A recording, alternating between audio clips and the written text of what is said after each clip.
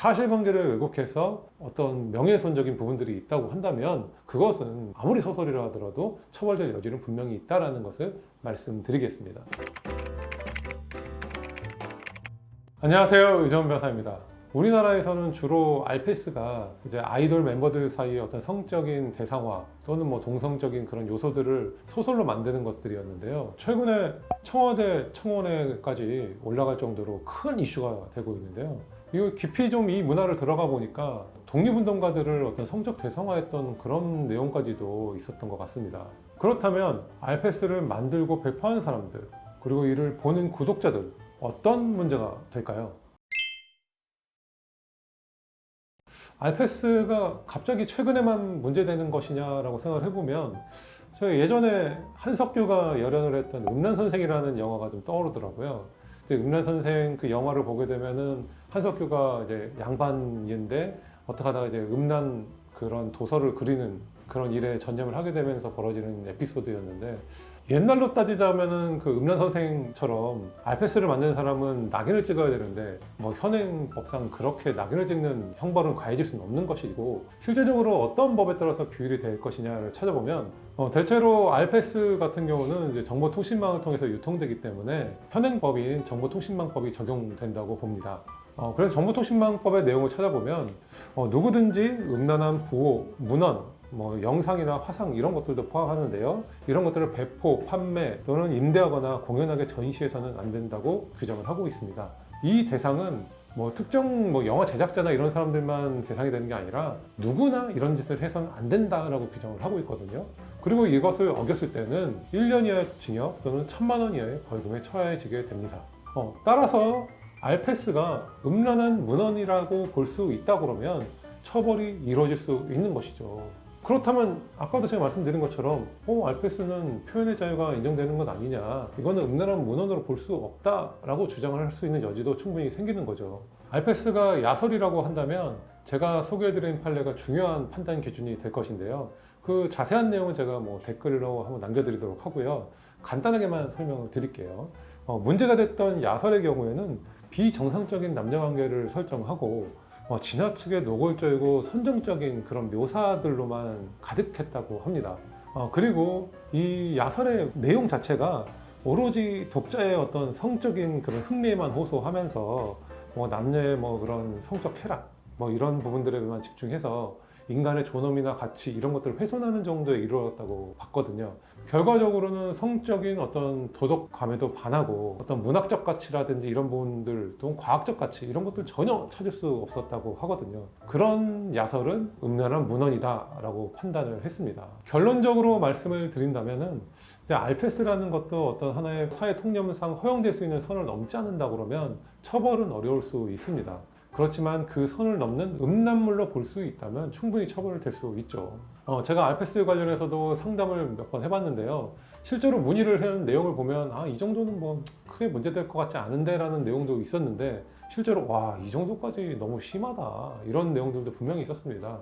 그런 것들이라 그러면은 저뿐만 아니라 다른 보통 사람들도 이거는 음란물로 볼 수 있겠다라는 판단이 들고요. 그렇다고 그러면은 처벌을 면하기는 어려운 부분이 있다라는 것 꼭 명심을 하셨으면 합니다. 정보통신망을 통해서 알페스를 제작하고 어떤 배포하는 행위들은 다 처벌된다고 말씀을 드렸는데요. 그걸 내가 다운받아서 보는 사람 입장에서는 어떻게 될 것인가 궁금하실 거예요. 내가 이것을 소지하고 있는 것만으로 처벌할 수 있나라는 궁금증도 드실 거고요. 일정 부분 아청법 같은 경우에는 미성년자를 대상으로 해서 어떤 촬영을 한 영상 같은 거를 소지하는 것만으로도 처벌을 하니까요. 실제적으로 지금 법을 보면은 여기에 관한 법은 없는 상태입니다. 그렇다는 건 뭐죠? 보는 사람 자체는 처벌을 할 수 없다는 거죠. 그렇지만 주의할 부분은 분명히 있습니다. 그냥 알페스를 내가 보고 그냥 간직하고 있거나 아니면 삭제하면 괜찮은데 이걸 내가 가지고 있다가 다른 사람한테 야 너도 봐봐 라고 하면서 전달하는 경우도 있을 수 있고 또 나도 모르는 사이에 어떤 공익 프로그램에 걸려가지고 다른 쪽으로 싹 배포되는 경우도 있지 않겠습니까? 그럼 그런 경우에는 처벌될 수 있음을 여러분도 유의를 하셔야 됩니다. 왜냐하면은 판례에서는 개별적인 어떤 특정인에게 내가 전달을 했다 하더라도 이 특정인이 불특정 다수의 사람들에게 배포하거나 전시하거나 하는 가능성이 있다고 한다면 그 행위 자체를 배포로 보겠다고 하거든요. 그래서 내가 뭐 돌려보려는 의사로 아니면 한 명에게 전달했지만은 그게 많은 사람들에게 배포가 된다 그러면 결국에는 그걸 본 사람도 최초 유포자가 될 수 있어서 처벌된다는 것이죠. 이제 알패스라는 것이 아이돌 같은 그런 어떤 유명인들을 대상으로 해서 만들어지다 보니까 당한 사람 입장에서는 어쨌든 불쾌하고 당혹스러울 수 있는 부분들이거든요.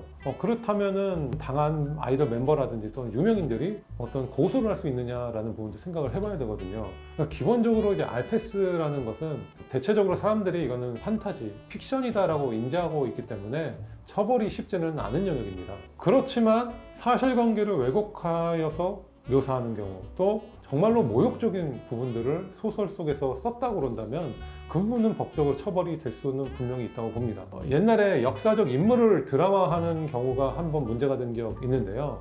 판례에서는 역사 드라마를 찍음으로 인해서 어떤 뭐 예술적 또 창작적 표현의 활동으로 볼 수는 있지만 그 사람에 대해서 허위 사실을 적시해서 역사를 왜곡하는 경우까지는 창작의 자유에 포함될 수 없다. 이런 경우에는 분명히 명예훼손이 성립된다라고 판단을 했거든요. 그래서 무조건적으로 또 명예훼손이 안 된다고 볼 수는 없는 부분은 있습니다. 제 얘기가 너무 왔다 갔다 해서 여러분 된다는 건지 안 된다는 건지 헷갈리실 수 있을 것 같은데요. 간단히 정리를 해드린다면 알패스라는 것이 어떤 성적인 판타지 내지는 픽션 이런 것들이니까 기본적으로는 명예훼손이나 모욕이 적용될 수는 없는 영역이다. 그렇지만 사실관계를 왜곡해서 어떤 명예훼손적인 부분들이 있다고 한다면 그것은 아무리 소설이라 하더라도 처벌될 여지는 분명히 있다는 것을 말씀드리겠습니다.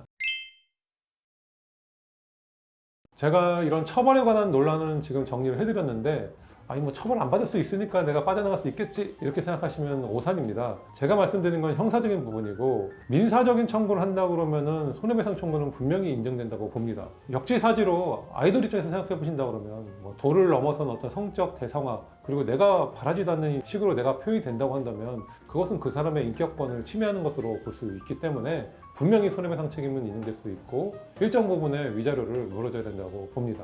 도를 넘어서는 알패스는 제가 볼 때는 하지 않는 것이 바람직하지 않나 싶습니다. 지금까지 제가 알패스 논란에 대해서 말씀을 드렸는데요. 팬이라 하더라도 지나치게 아이돌이나 어떤 유명인들을 대상화해서 성적으로 노골적으로 묘사를 한다면 그것은 규제되어야 할 것이고 법적 처벌도 면하기 어렵습니다. 최근엔 딥페이크 같은 신종 범죄에 비슷한 그런 일들까지도 많이 벌어지고 있기 때문에 이런 부분들은 언제든지 사회적으로 문제가 되고 어떤 처벌이라든지 이런 부분들이 강화될 수 있는 부분이라고 생각을 합니다. 오늘 준비한 내용은 여기까지고요. 다음에도 재밌고 유익한 내용으로 여러분을 찾아뵙도록 하겠습니다.